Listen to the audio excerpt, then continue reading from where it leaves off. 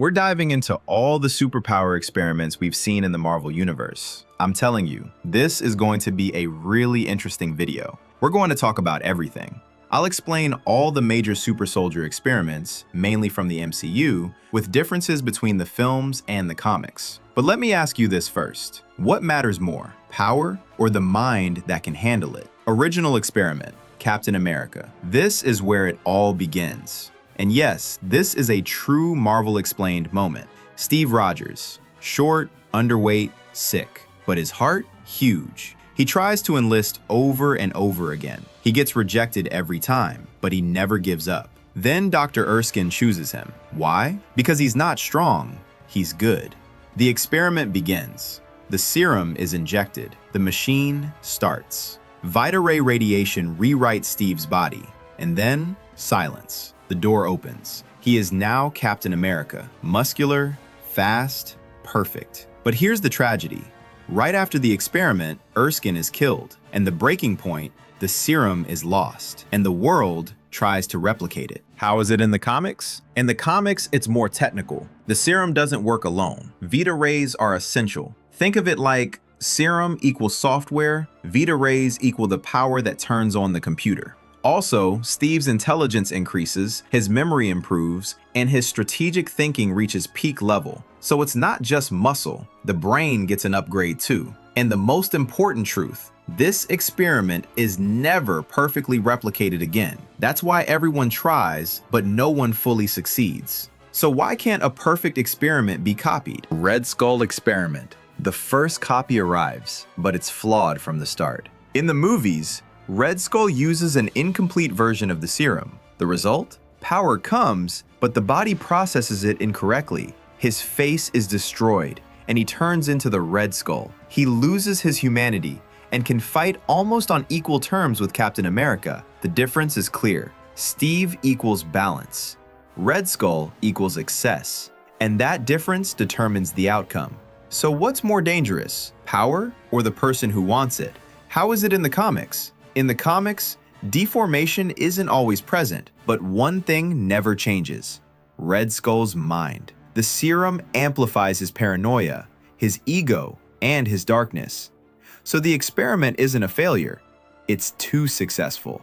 And this idea is at the core of all Marvel experiments. The serum doesn't change you, it amplifies you. Winter Soldier experiment. Now, one of the most disturbing ones. In the movies, Bucky Barnes falls and everyone thinks he's dead. But Hydra takes him. They don't save him.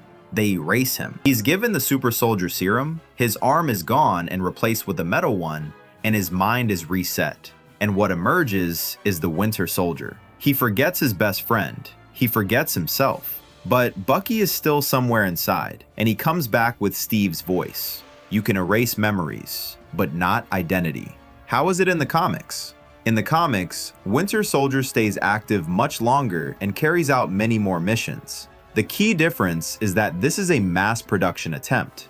The Soviets try to create multiple super soldiers, but most of them fail. So the system works, but it's not stable. Hulk experiment. Now things go completely out of control.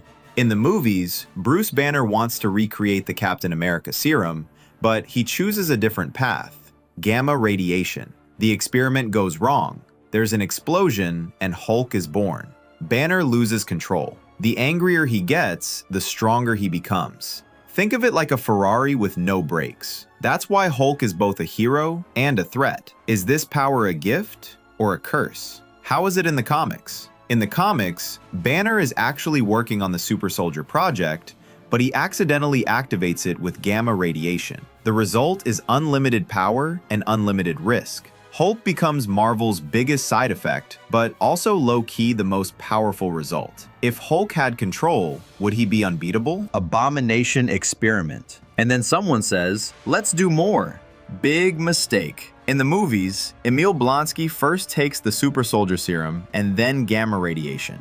The result is Abomination. Humanity is completely erased, and a city-destroying fight with Hulk happens. This is pure power with zero control. How is it in the comics? In the comics, Blonsky is a spy trying to copy Hulk's power, but the result is even worse. And once again, the same lesson appears. Power increases while humanity decreases. Does this equation ever change?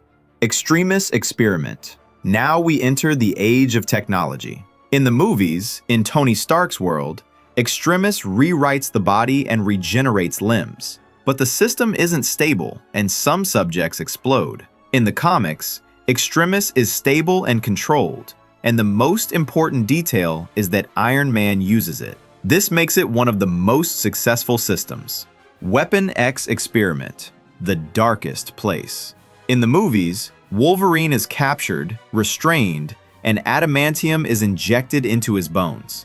The pain is extreme. His claws come out, but he survives because of his healing factor. Deadpool experiment. Yes, this story is a bit different because this time, the experiment destroys not only the body, but also the mind. In the movies, Wade Wilson is a former soldier and mercenary, but one day he learns he has cancer and everything ends. As he's about to die, he says goodbye to the woman he loves. Then someone comes and says there's an experimental treatment. Deadpool accepts it, and then the torture begins. He's deprived of oxygen for days and kept under constant stress. The goal is to trigger mutation. Think of it like breaking the body to force a new version to emerge. And finally, something happens. He heals, but his face is destroyed, and Deadpool is born. He talks non-stop, breaks the fourth wall, gets shot, heals, and keeps fighting, but his old life is gone. And the most critical thing is that this experiment is actually a branch of Weapon X. The goal is still the same,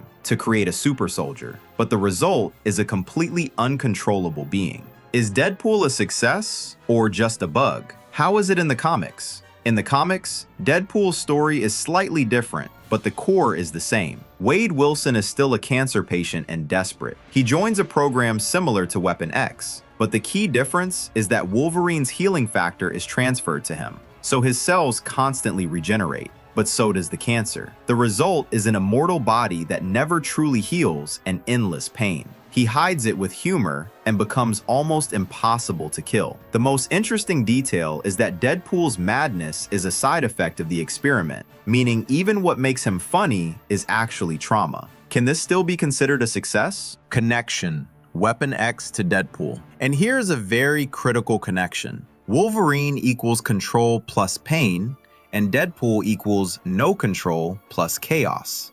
They both come from the same system, but the results are completely different. This proves that the same experiment produces different outcomes in everyone, and that's why Marvel scientists are basically gambling. Final. The truth in the Marvel universe is very clear. The first experiment equals success. Copies equal corruption. Gamma equals chaos. Technology equals hope. And Weapon X equals darkness. And the common point is that power always comes with a cost. Getting superpowers in Marvel is easy. Living with them is hard. And the final question? Which experiment do you think is the most correct? Captain America or uncontrolled power like Hulk? What should the next video be about? Don't forget to subscribe to the channel and like the video. See you in the next one.